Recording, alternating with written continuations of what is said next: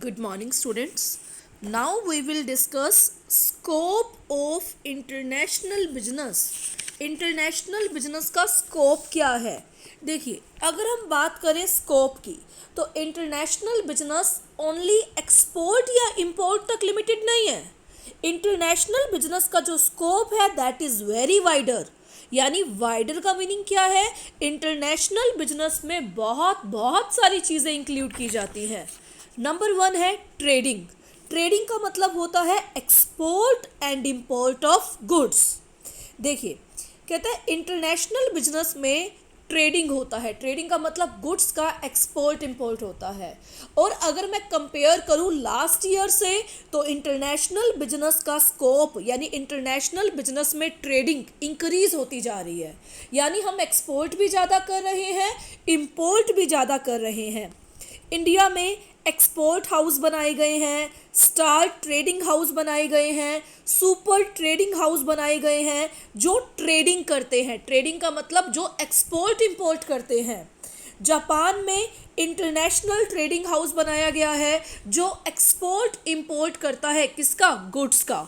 यानी एक बात तो क्लियर है, इंटरनेशनल बिजनेस में गुड्स का एक्सपोर्ट और इंपोर्ट इंक्लूड होता है.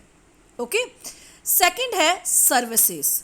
देखिए, इंटरनेशनल बिजनेस में गुड्स के साथ साथ सर्विसेज भी इंक्लूड होती हैं, क्योंकि सर्विसेज भी इंटरनेशनल बिजनेस का मेन पार्ट है.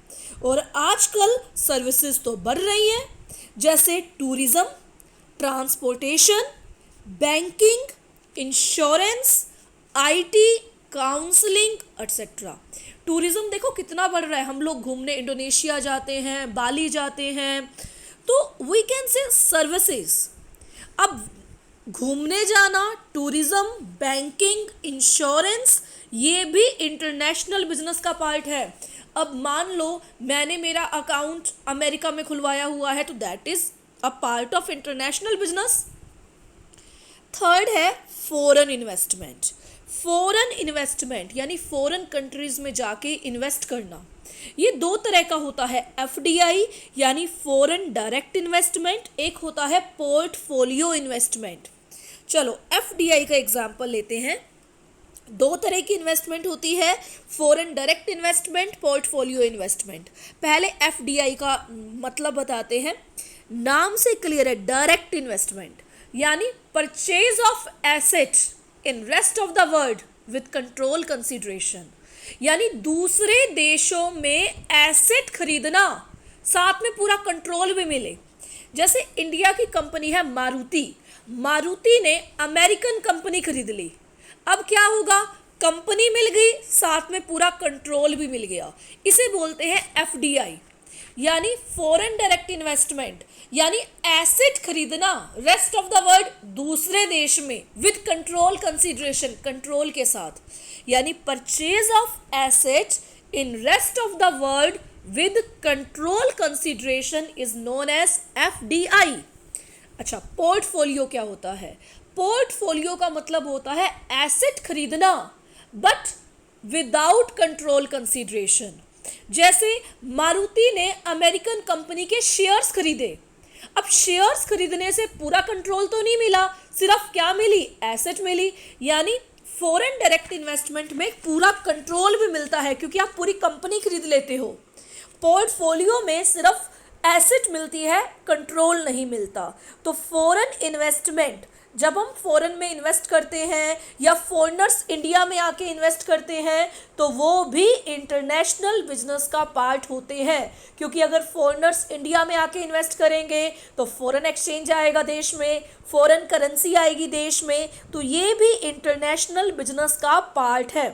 अभी तक हमने 3 चीज़ें डिस्कस की. ट्रेडिंग. ट्रेडिंग का मतलब गुड्स का एक्सपोर्ट एंड इंपोर्ट. और इंडिया में आज के टाइम में ट्रेडिंग इंक्रीज होता जा रहा है. जैसे मैंने बताया, इंडिया में काफ़ी सारी इंटरनेशनल बिजनेस के लिए, ट्रेड करने के लिए हाउसेस बनाए गए हैं.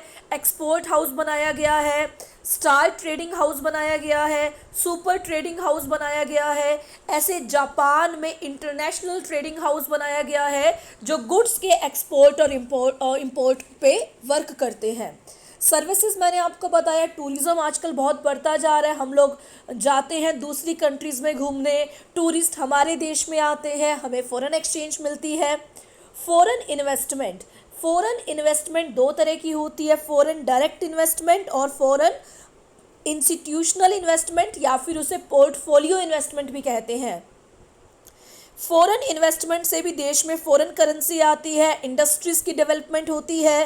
एफडीआई यानी purchase of assets in rest of the world with control consideration. In portfolio, purchase of assets in rest of the world without control consideration. अब आता है फोर्थ, मैन्युफैक्चरिंग एंड मार्केटिंग। देखो मैन्युफैक्चरिंग एंड मार्केटिंग क्या होता है, इस category में वो बिजनेस आते हैं जो गुड्स को एक्सपोर्ट करते हैं, जो उनके खुद के प्रोडक्ट्स होते हैं। जैसे अगर मैं बोलूँ ईरान और इराक हमें ऑयल सप्लाई करता है, ठीक है, पेट्रोल सप्लाई करता है, ऑयल सप्लाई करता है, तो वो ईरान और इराक में बनता है। That is manufacturing and marketing. खुद के देश में मैन्युफैक्चर हुआ और वहाँ से मार्केटिंग का मतलब सेल कर दिया, एक्सपोर्ट कर दिया, तो this is manufacturing and marketing, कि खुद के देश में प्रोडक्शन हुआ और वहाँ से एक्सपोर्ट कर दिया, इसे बोलते हैं मैन्युफैक्चरिंग एंड मार्केटिंग। एक होता है sourcing and marketing. Sourcing and marketing का टाइप होता है एमएनसी, मल्टीनेशनल कंपनी। ये क्या करती हैं, सोर्सिंग यानी ये दूसरे देश में आती हैं, वहीं प्रोडक्शन करती हैं, वहीं के रिसोर्सेज को यूज़ करती हैं और उसी देश में गुड्स को बेचती हैं। जैसे मैंने एग्जांपल दिया था पेप्सी और कोक का। पेप्सी और कोक अमेरिकन कंपनीज हैं, लेकिन पेप्सी और कोक इंडिया में अपनी ब्रांचेस बनाती हैं, प्रोडक्शन भी यहाँ पे करती हैं, एम्प्लॉयमेंट भी यहाँ की यूज़ करती हैं, रिसोर्सेज भी यहाँ का यूज़ करती हैं और सेल भी यही करती हैं। This is sourcing and marketing. देखो क्या डिफरेंस है, मैन्युफैक्चरिंग एंड मार्केटिंग में प्रोडक्शन उसी देश में हो रहा है और वहाँ से एक्सपोर्ट हो रहा है, लेकिन सोर्सिंग एंड मार्केटिंग में क्या है, एमएनसीज आती हैं, ये प्रोडक्शन दूसरे देश में करती हैं और सेलिंग भी दूसरे देश में करती हैं। नेक्स्ट है ग्लोबल सोर्सिंग फॉर प्रोडक्शन। अब क्या है ग्लोबल सोर्सिंग फॉर प्रोडक्शन में, मान लो हमारी कंट्री है, हमारी कंट्री खुद प्रोड्यूस करना चाहती है लेकिन रिसोर्सेज नहीं है, तो हमारी कंट्री क्या करेगी, हमारी कंट्री रॉ मटेरियल को मंगवाएगी और खुद के देश में बनाएगी। This is global sourcing for production. मतलब ये क्या करेगी, जो भी मटेरियल चाहिए वो दूसरी कंट्री से इंपोर्ट करेगी और खुद प्रोड्यूस करेगी फिनिश गुड्स को। So this is global sourcing for production. इसका फ़ायदा क्या होता है कि प्रोडक्शन हम खुद के देश में अपनी कॉस्ट के अकॉर्डिंग करते हैं, हमें चीज़ें महंगी नहीं पड़ती। तो यहाँ पे रॉ मटेरियल मंगवाया जाता है, जो जो और चीज़ें चाहिए वो मंगवाई जाती हैं और इसके अकॉर्डिंग प्रोडक्शन किया जाता है। So this is global sourcing for production.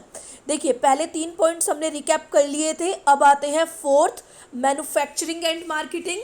Manufacturing and marketing का एग्जाम्पल मैंने ईरान इराक दिया है आपको। उसी देश में प्रोडक्शन करना जो उनका खुद का देश है और फिर मार्केटिंग करना, एक्सपोर्ट करना। सोर्सिंग एंड मार्केटिंग में क्या होता है, ये दूसरे देश में आती हैं, वहाँ प्रोडक्शन करती हैं, वहाँ के रिसोर्सेज को यूज़ करती हैं और वहाँ पे सेल करती हैं। फिर आता है global sourcing for production.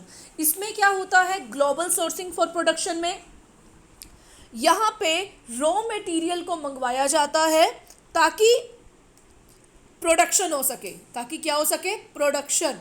Raw material को मंगवाया जाता है, अदर मटेरियल को मंगवाया जाता है ताकि प्रोडक्शन हो सके।